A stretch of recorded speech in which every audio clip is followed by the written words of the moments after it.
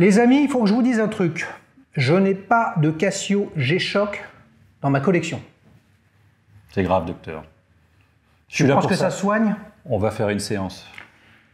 Les amis, j'ai été d'un enthousiasme colossal lorsque Yvan m'a proposé de venir avec sa Casio émergée en titane, les amis, pas n'importe laquelle, un roc, un pic, que dis-je, une péninsule, pas une boîte à ciseaux, les amis, une vraie toquante. Mais moi, je suis pas sûr. Parce que quand j'étais jeune, Casio, c'était la calculatrice du collège et même du lycée, les amis. Donc, pour bien gérer cet épisode, j'ai demandé aux abonnés, vous avez été très nombreux à participer, de me trouver des questions. Franchement, les mecs, vous y êtes allés fort pour Yvan, afin qu'il nous raconte cet ovni, cette Casio émergée en titane, à un prix astronomique si on le compare à d'autres G-Shock. Il va tout nous expliquer. Passion, émotion sont au rendez-vous, des surprises, et même, tu sais quoi? Dis-moi. Le nom du gagnant de la Casio Vintage bleue offerte par Sylvain, et oui, qui était passé dans Petite Montre entre amis, Nivada F77, on s'était régalé, merci à toi. Sylvain, restez avec nous, on va s'éclater dans ce nouvel épisode de Petite Montre entre amis.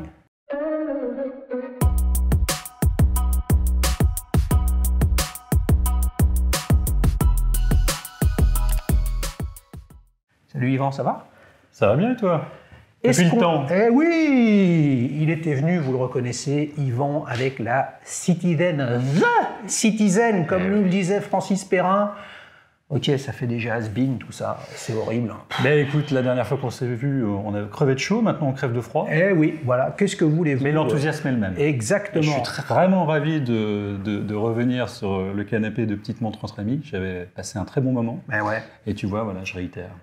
Les gars, on va se régaler. Je savais qu'il avait une Casio. Il n'y a jamais eu de Casio dans Petite Montre entre amis. Non pas que je ne voulais pas. On peut s'interroger sur l'obsolescence prégrammée, etc., de ce genre de choses. Globalement, c'est dans la collection de tout collectionneur, sauf dans la mienne. Ouais. Donc là, j'ai un objectif, les amis.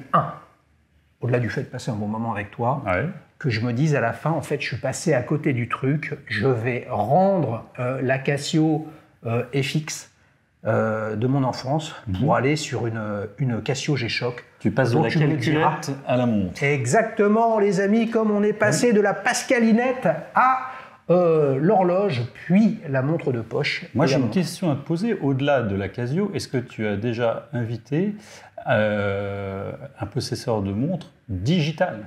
Alors, tu n'as toujours fait que de l'analogique. Les amis, il fallait la montre d'un espion, James Bond, pour pouvoir faire cet épisode. Je suis venu avec la Pulsar P2 LED. Ça, c'est de la techno, c'est pas du LCD, les amis. Donc je parle à Roger Moore en personne, là. Exactement, Roger Moore. J'ai essayé d'avoir Roger, et puis, comment s'appelle-t-il, Hôtel du Temps, Thierry Ardisson m'a dit, écoute, Roger, bon, tu peux avoir sa montre seulement, voilà, je suis venu avec. Tu sais que c'est moi qui pose les questions, et c'est les abonnés. C'est terrible, faut que je me taise. Alors, fais voir, tiens, je te passe la mienne. Ah bah oui, échange de bons procédés. Je te dis tout de suite que je la récupère. Ultra léger. La tienne aussi. Ouais, mais il n'y a rien dedans, c'est pour ça. Toi, il y a plein de trucs et c'est du titane. Concentré de technologie, ouais. Mais on va en reparler plus tard. Bon. Elle est superbe. Alors, léger, pas mal. Déjà, elle me va bien. Elle te va bien. Raconte-nous, c'est au-delà de sa spécificité, là, concrètement, c'est un look, c'est quoi? C'est un look d'époque, d'origine? C'est un look d'époque, c'est le design original de la Casio G-Shock de 1983. Date de 83. Lancement de la G-Shock. De la G-Shock, exactement. Oui, 1983. Donc elle a exactement 40 ans. Elle a 40 ans. J'ai demandé, les amis, au directeur général de Casio France de nous poser une question, à Yvan sur sa G-Shock. Oui. Il y a, vous avez vu la toute nouvelle qu'ils ont sortie, là, qui coûte une fortune. Elle est à gagner, les amis. Non, je déconne, elle n'est pas à gagner. Alors, une samouraï, là. C'est ça. Alors, la question du boss de la marque, Xavier Delacroix. T'es prêt ou pas? Allez. Alors, que les choses soient claires, les amis. Hein. La Casio qui est ici, là, qui est offerte par Sylvain, je vous dirai qui a gagné tout à l'heure, c'est Sylvain qui l'offre, et j'ai pas de deal avec Casio. Si j'en avais un, je vous le dirais, et j'aurais activé la petite information comme quoi il y a une relation commerciale, les amis. Ce serait bien quand même que ceux qui le font, ils cachent la cause. Ouais, d'un autre côté, ils cacheraient tout le temps. Bon, bref, c'est pas grave. Est-ce que tu es prêt? Absolument. C'est une question à tiroir. Vas-y. Ok. Qu'est-ce qui te rend heureux avec cette G-Shock? Et quelle histoire cette montre te raconte-t-elle? Waouh! Merci Xavier. En 30 secondes la réponse. En 30 secondes. Cette montre me rend heureux parce qu'elle me rappelle, j'en avais parlé dans le premier épisode quand j'étais venu pour la Citizen, elle me rappelle la G-Shock de mon grand frère que je piquais quand il l'avait acheté, je crois, en 83 ou 84. Une des toutes premières alors? Oui, bien sûr, c'était une originale. Et je la piquais, je la portais à mon petit poignet de gosse de 5-6 ans. Et voilà, cette montre-là, ce design-là, je l'ai imprégné en moi jusqu'au plus profond de mon être. Ça a été mon premier contact avec l'horlogerie. Et qu'est-ce qu'elle me procure? Ce design inchangé depuis 83 se retrouve, je vais utiliser un terme un peu anglais, pimpé, parce que je dirais presque endimanchée, c'est-à-dire elle est habillée de ses plus beaux atours. Et ce design qui était un design de tool watch à la base, qui était fait pour les ouvriers du bâtiment, je crois que ça a été conçu comme ça par l'ingénieur japonais de chez Casio. Il s'est demandé comment il pouvait rendre une montre suffisamment solide pour être utilisée par des gens du bâtiment, des gens qui ont des travaux de force, des choses comme ça, sans casser sa montre. On avait compris, les amis, que Yvan était maçon. Voilà. Et ça se voit à mes mains d'ailleurs, tu vois, j'ai des mains de travailleur. Et ils ont conçu ce design qui a plu tout de suite au marché américain. Je crois que c'est les Américains qui se sont emparés assez rapidement. Au départ, c'était pas un succès. Et ça a pris aux États-Unis. Et il y avait la fonction qui était importante, une montre incassable, mais je pense en plus un design iconique. C'est une des dernières montres iconiques que l'on ait créées, selon moi. Il y a 3 ou 4 très grandes montres iconiques. Elle en fait partie. Et Casio a eu l'idée un peu folle de donner des lettres de noblesse à ce design, tout simplement. C'est ce qui m'a plu. Donc avec cette montée en gamme. Avec cette montée en gamme, absolument.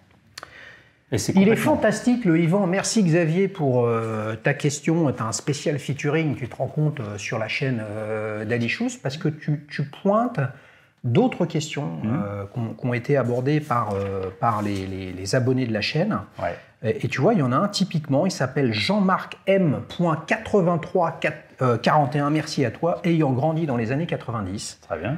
La Casio G-Shock est pour moi un objet culte qui a marqué ma génération. Ouais. Quel est ton premier souvenir avec cette G-Shock? Et on le voit bien que en fait, c'est comme souvent, et quelle que soit la montre, ça pourrait être ce que tu nous as dit avec ton grand frère, ça pourrait être une NIP, une Yema, ça pourrait être toute autre chose, une Longines, un truc, etc., etc. Et ben non, c'était non pas la montre de ton père, de ton oncle ou de ton grand-père, c'était celle de ton grand frère. Ouais, et puis c'est aussi, alors on parle d'une montre analogique, donc d'une lecture de l'heure dans la précision. Moi j'aime bien la phrase d'un de tes invités, ô combien illustre, c'était l'astronaute Jean-François Clairvoy, qui disait à propos de la montre analogique à aiguille qu'elle avait une lecture directe et intuitive. Oui. A contrario, la montre digitale a, selon moi, une lecture précise et technologique qui va complètement avec l'atmosphère dans laquelle toi et moi on a baigné dans les années 80. On était à regarder un magnétoscope digital et on regardait les minutes s'écouler. On avait des horloges digitales partout autour de nous. C'était notre façon de lire l'heure dans notre temps et dans l'avenir. Et ça fait partie de l'histoire de la montre. Ouais. Et je te dirais aussi que un de mes autres contacts avec l'horlogerie, j'en ai déjà parlé la dernière fois, je te parlais de ce Chronolib Genève que j'ai trouvé dans le fond du tiroir chez mes parents. Mon père a acheté ça en 70 et puis il l'avait laissé de côté parce qu'elle ne marchait plus. Et je lui ai dit, écoute, tiens, tu ne veux pas me l'offrir? Il a dit, ok, pas de problème, il l'a envoyé chez un horloger. Et puis j'ai porté cette montre LIP Chrono Genève à l'âge de 11-12 ans. Ouais, elle m'a suivi jusqu'à presque 18 ans. Si vous voulez... Donc j'ai une double histoire. Tu vois, si vous voulez revivre ce que nous racontait à ce moment-là Yvan, il faut aller voir l'autre épisode de Petite montre entre amis sur la Citizen, The Citizen, où on a beaucoup parlé de cette partie-là. Et là, il y a aussi un sujet quand même de montre japonaise dont on reparlait un petit peu tout à l'heure. Mais ce que tu dis, j'ai l'impression qu'il a lu les commentaires, le mec, il a préparé le truc, il a tout saisi. Il y a évidemment beaucoup de questions sur le produit. 1989, qu'est-ce qui s'est passé chez Casio G-Shock 1989, 89, peut-être la première montre analogique. Le mec, il est fort, c'est pas possible, je vérifie s'il n'a pas une oreillette avec quelqu'un qui lui parle. Bien sûr, pourquoi une G-Shock finalement simple, affichage digital? Là, je pense qu'il faut voir plutôt la logique du module LCD qu'il y a, plutôt qu'une affichage analogique, sachant qu'il y a des MRG analogiques. D'ailleurs, il y en a une superbe, les amis, sur la plateforme d'Alichus, une MRG analogique. Pourquoi tu es allé sur une digitale comme ça? Pourquoi je suis allé sur une digitale? Déjà, je te l'avais dit déjà à cause du design de la Square. Cette G-Shock originale, on l'appelle Square. C'est pas G-Shock qui l'a appelé comme ça, mais c'est ses aficionados, ses amateurs. Parce qu'elle a ce design un petit peu, comment dire, un quadrilatère, quoi, un carré. En fait, une G-Shock, c'est comme ça. À la base, c'est comme ça. Ensuite, il y a eu des G-Shock circulaires et analogiques. Après, il y a eu des G-Shock très japonisantes avec des grosses carrosseries. Goldorak. Voilà, Ana Digital. Goldorak, les amis, Xavier Delacroix chez Casio, il connaît aussi. Goldorak, on est de la même génération. Absolument. Il y en a un petit peu pour tous les goûts, mais là, on est dans les purs de ce que fait G-Shock depuis le départ. C'est leur modèle phare. Et ce design est très beau. Ce design est très beau et voilà, on ne s'en lasse pas dans le temps. Une montre, pour moi, une montre iconique, c'est une montre dont on a le coup de cœur au départ, on en tombe amoureux, et cet amour se transforme, ce coup de foudre se transforme en amour long parce que on ne se lâche jamais complètement du design. C'est un design qui s'efface, intemporel. C'est pour ça que tu y vois, depuis 40 ans maintenant, un modèle réellement iconique. Ah oui, bien sûr. Oui. Et puis, elle est la quintessence moderne d'une technologie qu'on ne voit plus trop. La technologie digitale, comme ça, LCD, c'est quelque chose qui ne se fait plus trop maintenant. Tu l'as un petit peu sur les Casio Vintage. Il y a un revival de cette technologie-là via Casio Vintage. Mais au-delà de ça, on était retourné à l'analogique, on était retourné à l'aiguille. Et c'est peut-être une des rares montres emblématiques qui mettent en avant cette technologie, qui a toute sa place dans l'histoire de l'horlogerie. Il faut se dire une chose, c'est que il y a eu une question parce que j'ai regardé un peu le chat. Il a préparé le truc, et oui. Et on m'a posé la question, pourquoi acheter une montre à plusieurs milliers d'euros avec un module qu'on peut retrouver dans la même pour 130 €? Alors, attends, je vais un peu loin. Non, mais pas du tout, les amis. J'ai dit qu'il y avait des featuring. Donc là, c'est la question de Maxime Verdois, 1992, un petit jeune, qui justement, lui, te parle de la G-Shock GW M5610U1. Là, les amis, on est dans les références des montres japonaises. Oui, on est dans la merde. C'est-à-dire que là, il faut être polytechnicien, et c'est le seul truc qu'ils arrivent à faire, les pauvres. Et là, on est à 129 €. Par contre, tu as la GMW B5000, qui est en titane, et qui est à 1000 balles. Oui. Et en fait, là, c'est une question de Roro Lamano. Et ces deux questions-là, je les synthétise en termes de produits. C'est effectivement, tu en as une à 129, celle-ci est à combien? Celle-ci est à combien, pardon? Celle-ci, elle est en retail 4000. 4000. Voilà. Donc, tu en as une à 129, une à 1000, une à 4000. Il y en a probablement d'autres à l'intérieur. Manifestement, la technologie à l'interne, ce module LCD, c'est le même. On dit qu'il est plaqué or. Ils ont rajouté un plaquage or sur les circuits imprimés pour le rendre plus efficient. Oui, mais ça ne justifie pas. Il y a beaucoup de cartes mères, les amis, dans l'électronique. Et là, c'est toute l'histoire des semi-conducteurs, Fairchild, Texas Instruments, etc., etc. Fairchild faisait les calibres dans cette Pulsar qui ont équipé les Omega aussi, etc. Donc les fils en or ou en plaqué or sont des bien meilleurs conducteurs. Comment tu as franchi le pas de... finalement, c'est dans la finition et les matériaux, et ça, c'est x50. Oui. Non, c'est pas x50 les mecs, c'est x25. x25. Comment tu fais ça? Comment je fais ça? Pourquoi un amateur de montres va se diriger vers une Omega, vers une Zenith, vers une parce Rolex? Que c'est super, Omega parce que c'est Zenith. Super, parce qu'ils vont rechercher évidemment une histoire, ils vont rechercher un nom. Ils vont voir aussi le tarif derrière qui est assez conséquent. Et pourtant, à l'intérieur, il y a un mouvement mécanique qui existe. C'est une technologie qui existe depuis qui est mûre depuis plus d'un siècle. Il faut savoir qu'à l'âge d'or de la montre mécanique, on pouvait trouver de très très bons mouvements pour pas très très cher. Après, il y a eu la crise du quartz. En 69, Seiko a avancé son Astron. Ça a foutu la merde. L'industrie horlogère suisse vieillissante, qui était dans ses petits souliers, n'a pas su tout de suite réagir. Et quand on s'est retrouvé...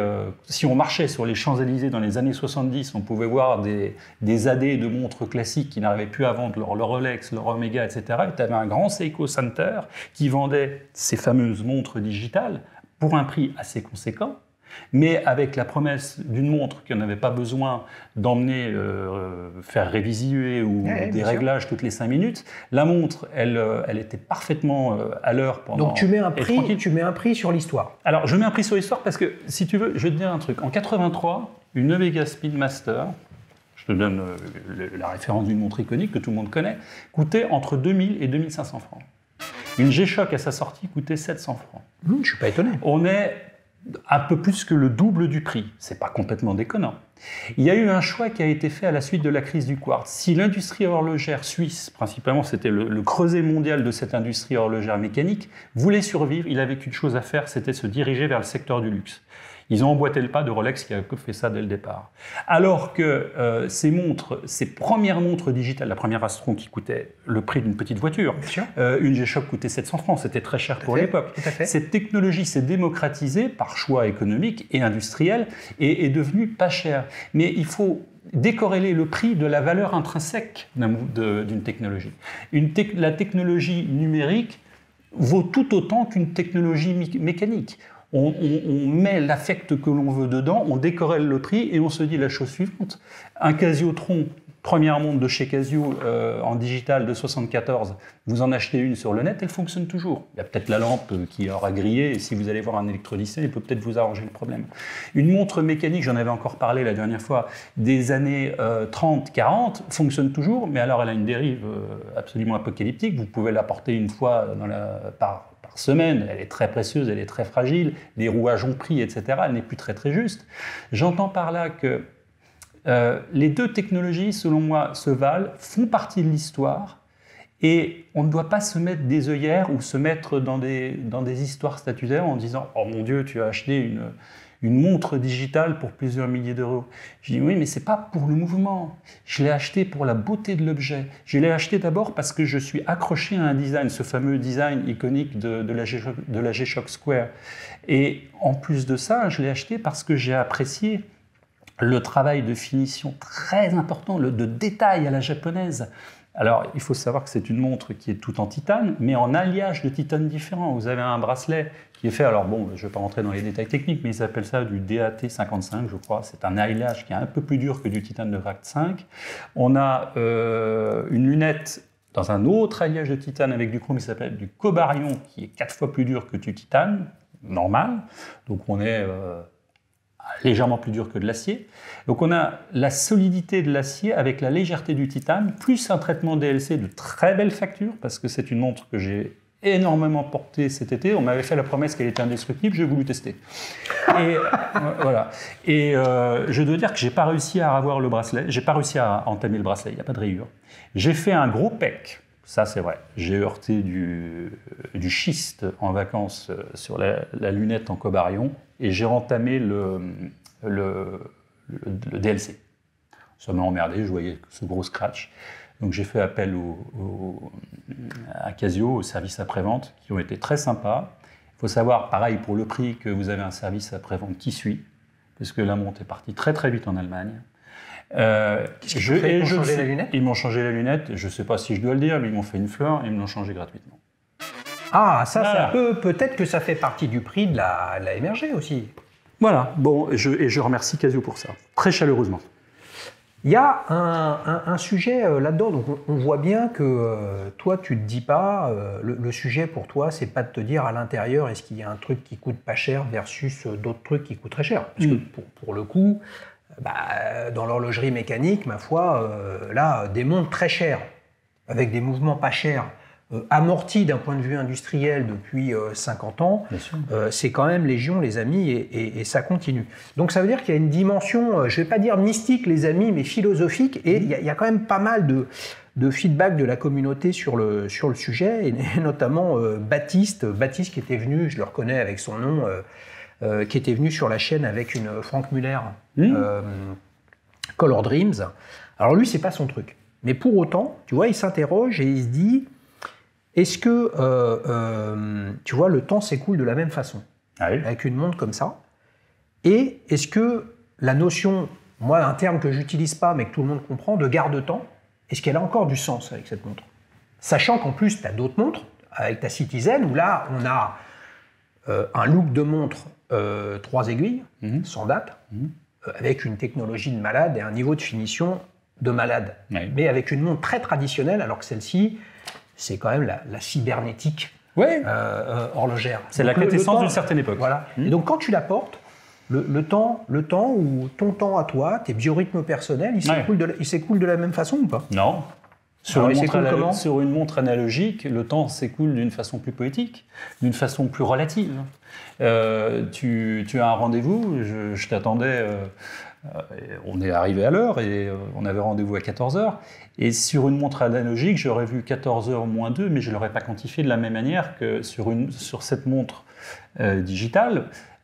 J'ai vu 14h58, 25. Et comment je pourrais te dire, le temps est plus direct, le temps est plus incisif sur une montre digitale que sur une montre analogique. Donc le mec, il a constaté avec sa Casio G-Shock que j'avais 2 minutes et 47 secondes de retard. Exactement. Là où, avec sa Citizen, vous voyez, j'avais eu 1 minute et 12 secondes d'avance, mais il s'en était pas rendu compte. Il m'avait dit, je suis à l'heure. T'as vu le spectacle de Paul Mirabel? Non. Alors moi, je ne l'ai pas vu, je l'ai vu à la télé, je ne l'ai pas vu en vrai. À un moment, il parle un peu d'horlogerie, de montre de plongée à 300 mètres, c'est assez drôle, machin, et de précision. Ouais. Et bon, bah, t'imagines, une montre mécanique qui perd ou qui gagne 30 secondes par jour, pour certains, c'est un scandale. Une montre des années 40 qui en perd 3 fois plus, c'est la norme, on va dire. Jamais personne n'est arrivé en retard de 30 secondes à un rendez-vous. Bien sûr. Ça n'existe pas. Mais ça existe avec une montre à LCD. Oui. Et là, les amis, on commence à rentrer dans la philosophie du temps. Et d'autres, effectivement, nous en ont parlé. Alors là, je voulais le citer parce qu'il m'a beaucoup fait rire. C'est I Am What I Am Mification. Lui, il est dans le cosmique. Si tu prends des trucs, mec, continue. Time is going. Okay. L'existence de ce type d'objet est-il symptomatique d'un monde en perte de sens, d'un vide existentiel qu'on se cache? Et il est bon, lui, hein. Il est bon. Il est prof de philo, le mec. Je recommence. L'existence de ce type d'objet est-il symptomatique d'un monde en perte de sens, d'un vide existentiel qu'on se cache? Cette question est pertinente, mais je ne vois pas ce qu'elle a à faire avec ce modèle en question. Si, c'est-à-dire, tu as acheté une toquante à 5000 balles, ça ne sert à rien. Enfin, si, cela dit, celle-là, elle sert plus, parce que tu as l'alarme, tu as le chronographe, tu as le truc, tu peux faire tout un tas de choses, plus que ta Citizen, entre guillemets. J'ai acheté aussi un bijou. Tu conviendras que esthétiquement, c'est une très belle montre. Tu vois, tu sors de tes sentiers battus, tu me parles de bijoux. Oui, je reviens à l'essentiel. Alors, en parlant de bijoux, il fallait que je sorte, c'est le moment de sortir cette punchline, les amis, de notre ami Jérôme Desbordes, 2186, il m'a fait mourir de rire. T'aimes le foot un petit peu ou pas? Je ne vais pas pouvoir t'aider là-dessus. Voilà, alors Georges Best, les amis, grand ballon d'or, grand champion. Mais Georges Best, c'est les années 80, moi, non? Comment? C'est les années 80, Georges Best. Non, Georges Best, 1960. Ah oui, d'accord. D'accord. Bon, tu vois. Et Georges, qu'est-ce qu'il nous disait? C'était un immense footballeur et un gros teufeur. Donc, il disait, j'ai claqué beaucoup d'argent dans l'alcool, les filles et les voitures de sport, et tout le reste, je l'ai gaspillé. Alors, cette Casio G-Shock pour toi, c'est l'équivalent de l'alcool, des filles ou des voitures de sport? C'est l'équivalent du plaisir. Eh bien voilà, les amis. Vous comprenez, c'est pour ça que je l'adore, Yvan, comme tous les invités qui viennent sur la chaîne. Ce dont on parle, les amis, c'est d'émotion. C'est d'émotion, oui. Voilà. Et puis c'est surtout pas d'investissement. Il nous parle de ce qu'il t'aime. Les amis, vous allez voir mon confrère et collègue sur la patine de coffre et le patrimoine, si vous voulez parler d'investissement dans les montres et dans les Rolex. Là, le sujet, c'est l'émotion. Et toi, cette montre, elle fait kiffer. Et honnêtement, c'est vrai qu'elle se porte bien, etc. Elle a un tombé sur le poignet extraordinaire. Voilà, mais pour l'instant, tu réponds pas à mon objectif quand même de me dire est-ce qu'il faut que j'y aille ou pas, quoi. Hein, parce qu'on a notre ami Clément M2295, lui il me demande un truc important. Est-ce qu'il y a l'ABS et l'ESP dessus? Il y a l'anti-patinage. Anti-patinage? Ah oui. Ouais, il y a double airbag. Et en plus, comme il y a des boutons, ça veut dire qu'il y a le rétroviseur extérieur. Elle a pas mal de fonctions, mais ça reste une technologie. Franchement, évidemment, comparé à une smartwatch, c'est une montre de la préhistoire, bien sûr. Elle a l'alarme, elle a un petit... Est-ce que c'est une smartwatch pour toi? Pas du tout. Ah, elle est connectée en Bluetooth. Je suis 1000 fois d'accord avec lui, ça n'a absolument rien à voir. Non, ça n'a rien à voir. Ça n'a rien à voir. Là, toi, tu ne l'utilises pas pour qu'elle fait. Elle peut faire des trucs, mais tu ne l'as pas acheté pour ce qu'elle fait. Je l'ai utilisée uniquement pour l'émotion qu'elle me procure. Tu sais, en la portant cet été en Bretagne, je prenais un plaisir fou à voir les reflets du coucher de soleil dans le noir réfléchissant du DLC. Elle est splendide, cette montre. Splendide. J'ai conscience que... Le mec, il va nous écrire une chanson. Voilà, une poésie. J'étais dans les nuits noires. Exactement. À Saint-Malo. Ouais. Mais, et puis elle me rappelle ma jeunesse, elle me rappelle l'époque des montres digitales. Je suis heureux de la porter, c'est ma petite Madeleine de Proust, on pourrait dire. Ouais. Une Madeleine de Proust endimanchée. Je sais que tu as coutume de demander un adjectif. Il fait les questions, les réponses. Il fait les questions. Merci à tous, vous m'avez dit, demande-lui quel est son adjectif. Voilà. Quel est ton adjectif, Yvan? Je t'ai cité pimpé, je t'ai cité endimanché, je vais dire endimanché. C'est une montre qui s'est mise sur 131. Ouais. Voilà. Sur 131, comme le tissu. Non, mais c'est super, ça me permet d'arriver peut-être à la dernière question, au-delà d'enchaîner après, il y a d'autres surprises, etc., qui vont venir. Tu avais pas mal de questions quand même sur... parce que tu en as parlé, c'est complexe, et effectivement, selon le storytelling de Casio, d'ailleurs Casio, tu vois, je savais pas que c'est un monsieur Casio, avec un K-A-S-H-I-O-U de mémoire. Voilà, une montre est tombée, elle s'est pétée, et là, à la japonaise, ils se sont mis un challenge de faire un truc indestructible en termes de conception, de construction, d'organisation, de matériaux. La montre à tout faire, qui résiste à tout. Donc finalement, à l'époque dont on parle, début des années 80, ce dont on avait besoin, quoi. Là, le sujet, c'était pas d'avoir une montre pour se la péter. Non. C'était d'avoir une montre à ne pas péter. C'est offert, hein, les amis, chez Casio, c'est une punchline, c'est offert, vous pouvez la reprendre. Mais c'est une montre pour se la péter. C'est une montre pour se la péter? Pas du tout. Ou qui peut pas se péter? C'est une montre qui peut pas se péter et avec laquelle on ne se la pète pas. Mais c'est bien ce que je dis. Donc à l'époque, ils ont créé une montre qui ne pouvait pas se péter et non pas pour se la péter. Tu vois bien, qu'en 40 ans, le monde a changé. Bien sûr. Et comment tu gères ça? C'est-à-dire que c'est comment on passe d'un produit très grand public accessible. Ça, c'est la question fondamentale. Voilà, à un truc pas du tout grand public, parce que c'est inaccessible. Il y a des montres beaucoup plus chères que ça, mais 4 000 euros, 5 000 euros, c'est une somme d'argent colossale que peu de gens peuvent se payer. Donc on est tous heureux de pouvoir le faire pour ceux qui peuvent le faire. Il faut quand même penser à ceux qui ne peuvent pas le faire. Bien sûr. Mais là, ils ont fait le tour de force de transformer un produit pensé pour le plus grand nombre et de toutes les situations, finalement, à un usage où il y a le moins de situations possibles. Tu vois ? Moi, je pense qu'ils ont eu un double objectif. On va comparer deux choses. Tu prends une montre de plongée de chez Rolex des années 70, la fameuse Submariner, qui était une vraie tool watch, qui n'était pas si chère que ça, elle était moins chère qu'une Lip. D'ailleurs, je te parlais de Lip à l'époque, dans 70. Équivalent, Lip Genève. Voire même plus cher du côté de Lip. Légèrement, il me semble. Et c'était des montres qui étaient accessibles, qui servaient aux plongeurs, qui servaient aux gens qui travaillent. Il n'y avait pas de polybrossé, ce n'étaient pas des montres pimpées, comme je n'arrête pas de le répéter. Et pourtant, l'évolution de ce modèle emblématique a poussé la marque à envoyer ce modèle dans le secteur du luxe. Les dernières Submariner sont rutilantes, ce sont des plongeuses de salon, c'est pareil avec l'Explorer. Pourquoi Casio, avec sa G-Shock, dont le design patenté, essuyé, emblématique, n'aurait pas envie de donner des lettres de noblesse à cette histoire-là? C'est complètement cohérent. Tu vois ? Moi, ça ne me choque pas. Ça me plaît. Si tu veux, ça réunit à la fois la quête de beauté du bijou tout en flattant ma geekerie d'amateur de montres digitales. Donc vous avez bien compris que la G-Shock, c'est la montre qui ne se pète pas. Et la G-Shock pour Yvan, ça ne le choque pas. Non. C'est ça? Ouais, exactement. Oh la vache, on va devenir rédacteur, les amis, dans une agence de pub. C'est le moment, les amis, pour annoncer, attention au roulement de tambour.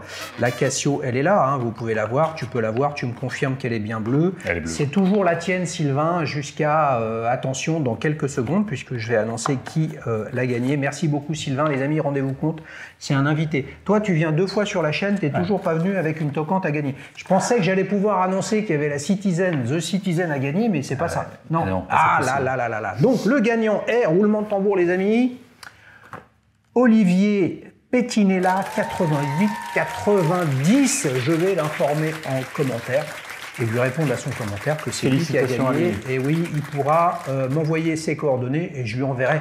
Les amis, je ne vais pas refacturer Sylvain des frais de port. Ce que j'espère, c'est que, mon cher Olivier, tu n'habites pas en Alaska ou au Turkménistan, parce que là, ça va être chaud pour t'envoyer une toquante. Les amis, vous le savez, depuis peu, il y a une nouvelle séquence. Ouais. 60 secondes chrono, je suis obligé de sortir mes fiches, les mecs, comme un petit vieux, quoi. On dirait Thierry Ardisson ou Cyril Hanouna ou je ne sais qui, les animateurs télé, tu sais, sinon ils perdent la boule. Là, j'ai au moins 25 questions. 60 secondes chrono, c'est quoi? Julien Lepers. Je pose des questions. Ah ouais, Julien Question Lepers, pour un champion. bien. Voilà. Je te pose des questions très simples, tu me réponds par oui ou par non, tu me réponds avec option 1 ou option 2. D'accord. Les amis, on va se régaler. T'es prêt? Allez, vas-y. Casio ou Citizen? Citizen. Citizen ou Seiko? Citizen. Affichage analogique ou numérique? Analogique. Speedmaster ou Daytona? Speedmaster. Ta complication préférée? Chrono. La montre préférée de ta collection? Speedmaster. As-tu revendu l'une de tes montres? Speedmaster. Ah ouais? Affichage LED ou LCD? LCD.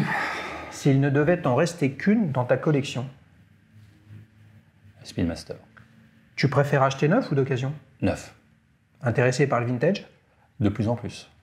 Ta marque préférée? Omega. Bracelet cuir ou acier? Acier. Est-ce que tu es intéressé par les micro-marques? Oui. Tu peux nous en citer une? Non. T'as un poignet de poulet ou de Thanos? Entre les deux. Tu te vois avec une montre en or? Oui. T'en as une? Oui. Le modèle de tes rêves? Oh purée. C'est ma réponse. Et les amis, c'est pas beau ça?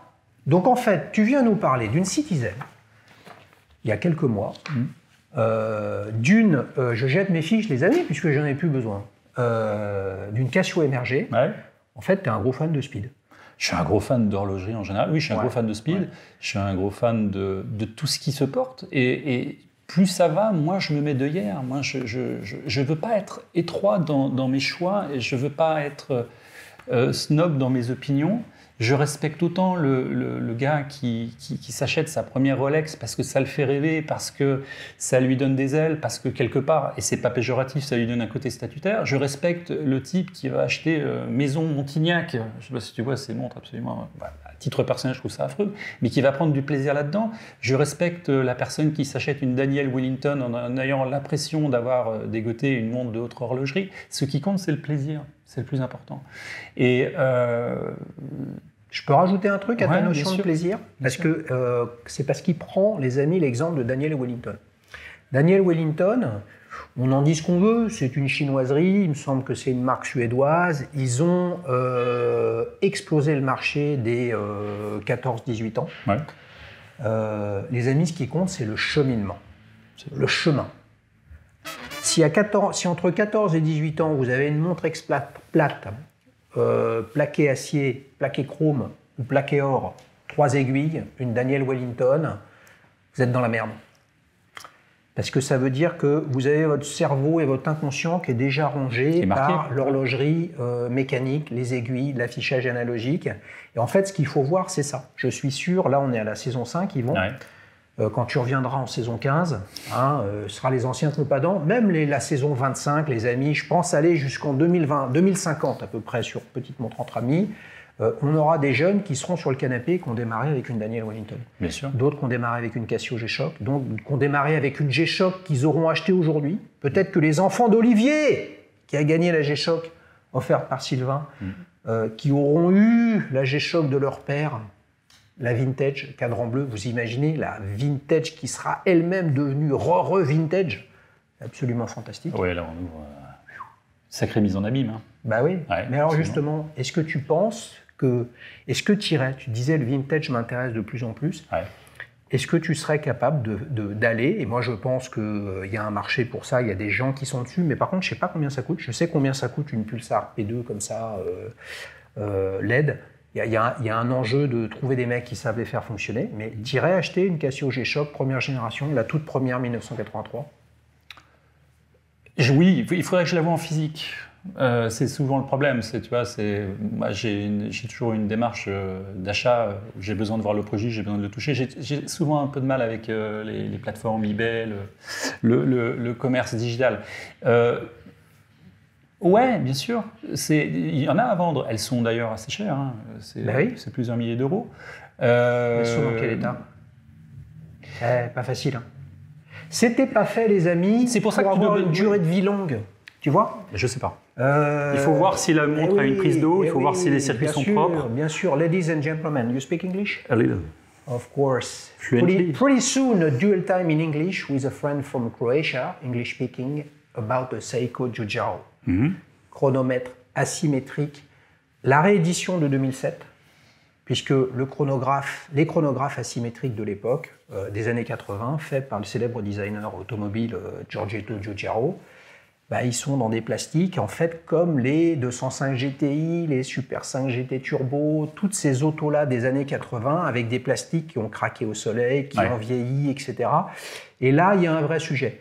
Moi, ce que je crois, c'est que simplement, il va y avoir des générations de jeunes qui vont les reprendre, qui savent les travailler, qui savent les protéger, qui savent les refaire.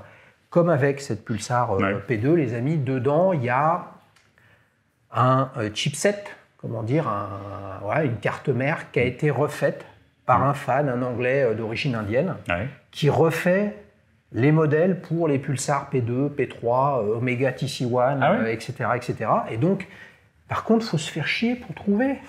Et la passion, les amis, si vous y mettez pas un peu de vous-même, forcément, quand vous allez tomber sur une G-Shock d'époque, 1983, la toute première, vous allez vous dire, elle est toute pourrie, elle est toute moche. Mais les gars, regardez-nous, l'usure du temps, elle commence à peser. Et dans le vintage, c'est ça qu'il faut regarder. Bien sûr. Est-ce qu'il y a un marché qui va se créer ? Et si un marché se crée du vintage quartz, il va y avoir des gens qui vont emboîter le pas, des techniciens, des électroniciens. Je pense qu'il y en a déjà un ou deux sur Paris, il me semble. Et moi, j'ai confiance dans cette technologie. Mon pari, c'est qu'encore 20 ou 30 ans plus tard, les montres des années 70 quartz fonctionneront toujours. Celles de bonne facture, j'entends. Casio en fait partie.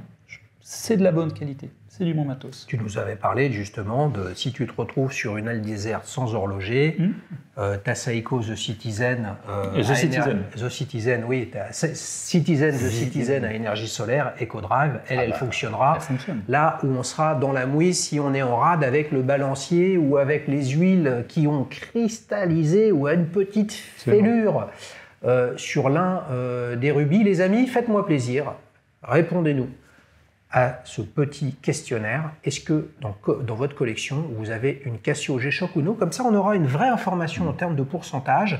Et moi, les amis, franchement, je me dis que je suis passé à côté de quelque chose. C'est-à-dire qu'il faut que je me sépare de cette calculatrice scientifique Casio qui me prenait les têtes. Même si j'ai fait des études de maths après et d'économétrie, vous vous rendez compte comme quoi. Voilà. Va falloir peut-être que j'aille voir un de ces quatre ce qui se passe chez G-Shock. Dans ce cas-là, tu viendras avec moi ? Avec grand plaisir. On va tout faire dépaler à la boutique Seiko à Paris. Il paraît qu'il y en a une, les amis. Merci à tous pour vos questions. On s'est régalé. Je suis sûr qu'un jour, Yvan va revenir. Et puis bon, on est tous les deux des fans de speed. Faudrait qu'on en parle. C'est beau. Oui, il faudra qu'on en parle. Sauf que figure-toi, tu me donnes une petite balle sur laquelle je vais rebondir, les amis. Attention, très prochainement, le choc des titans, le Seigneur des Anneaux, Sauron et le Mordor. Attention, un petite montre entre amis, Rolex Daytona 116 520 cadran noir, et moi je vais venir avec ma Speed 145 022, je vais le défoncer le mec, ça va être la battle du siècle. Rendez-vous bientôt dans Petite Montre entre amis. Salut les amis. Salut.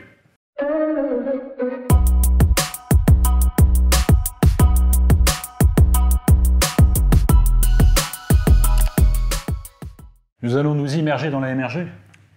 Ah non, mais il y a des comiques qui m'ont mis des trucs. Ouais. Ok, t'es prêt ou pas? Je suis prêt.